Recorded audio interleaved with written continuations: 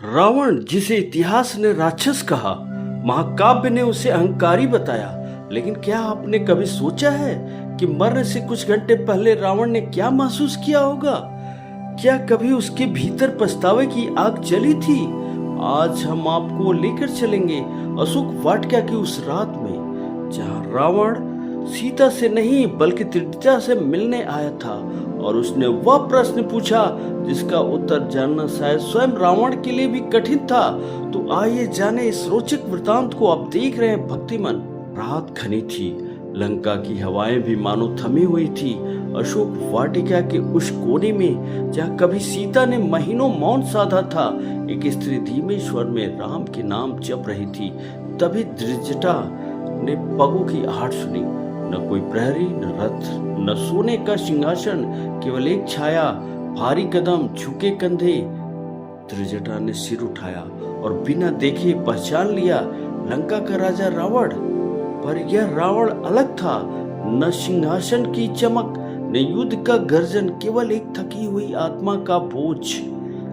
रावण ने उस वृक्ष के पास रुका जिसकी छांव में उसने कभी माता सीता को देखा था। रावण धीरे से बोला, त्रिजटा, जानती हो, जब वह यहाँ बैठती थी मैं इस छाया से भी जलता था। त्रिजटा मौन रही। तू चुप क्यों है? तूने सपना देखा था, लंका जल रही थी, मैं रक्त में लथपथ पड़ा था, फिर भी मैं हंसा क्यों?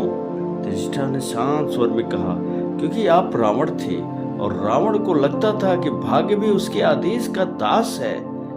रावण ने कड़वी हंसी हंसी, भाग्य? भाग्य तो केवल राम के साथ है। मैंने सोचा था जीत लूंगा, नहीं तो छीन लूंगा, लेकिन त्रिजटा, मैं हार गया हूँ। रावण की आंखों में पहली बार न घमंड था, न क्रोध, सिर्फ पश्चाताप था। उसने पूछा, क्या तू सच में मानती है कि मैं केवल राक्षस था?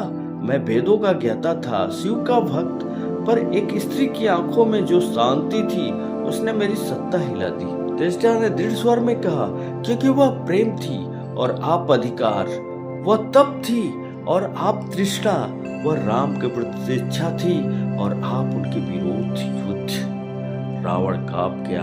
मैंने उसे छुआ भी नहीं, फिर भी पापी कहलाया। क्या न्याय केवल राम के पास है? त्रिजटा बोली, न्याय उनके पास होता है जो अधर्म नहीं करते। अपने उन्हें बंधक बनाया क्योंकि उन्होंने आपकी इच्छा ठुकरा दी। यह प्रेम नहीं, अभिमान था। रावण ने आंखें मूंद ली। यदि मैं सीता को लौटा देता, क्या मैं रावण न रहता? त्रिजटा, आप तब भी रावण रहते, लेकिन विजेता कहलाते। आज आप इतिहास में रघुकुल के समक्ष योद्धा नहीं, पराजित राक्षस है। रावण ने लंबी सांस ली।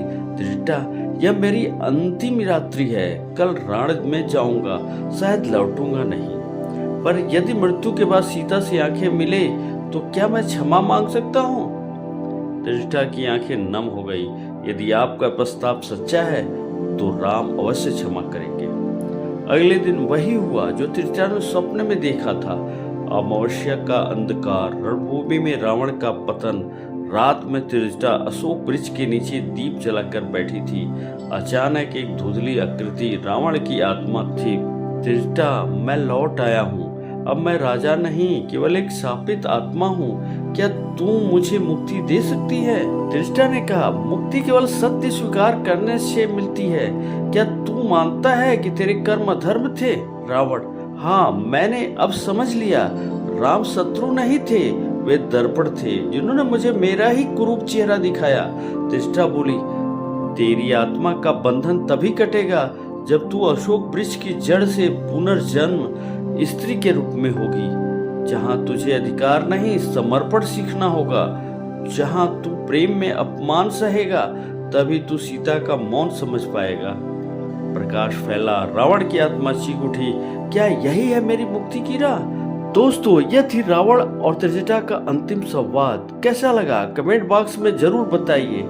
वीडियो पसंद आई हो तो लाइक करें, हमारे चैनल को सब्सक्राइब करें और बेल आइकन दबाना न भूलें। फिर मिलेंगे एक ऐसे ही रोचक वीडियो के साथ। तब तक देखते रहिए भक्तिमान। धन्यवाद।